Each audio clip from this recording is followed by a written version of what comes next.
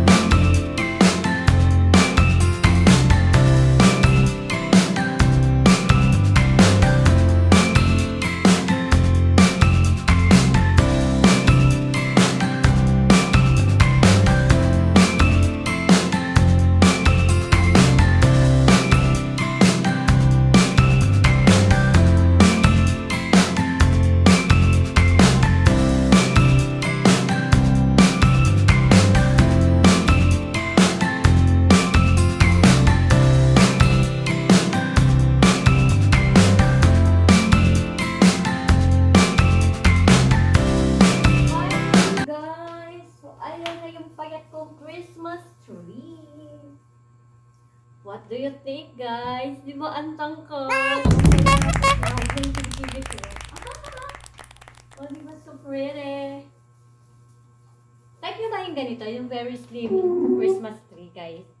Type nyo? Comment down below nga. Ayan. Type nyo ba, guys? So, ayan naman. Hindi pa siya final na. Inaayos ko pa. Ayan. What do you think, guys? So pretty? Or what? Tangkad. So, ayan. Dito move natin siya dito. Ayan. Dito sa may. Ayan. What do you think?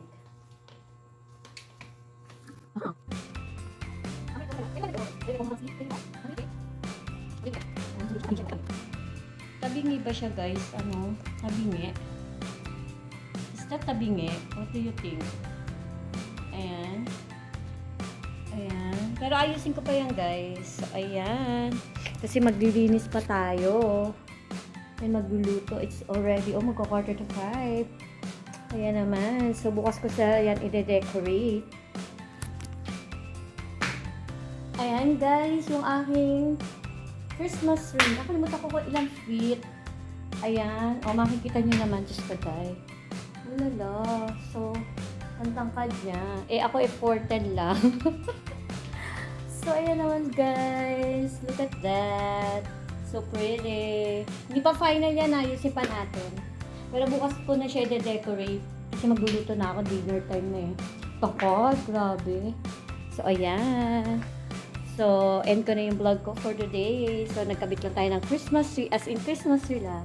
Thank you for watching. Please subscribe to my channel. Bye! Ipapollow up natin yung susunod natin vlog ay yung pagkakabit natin ng Christmas decors.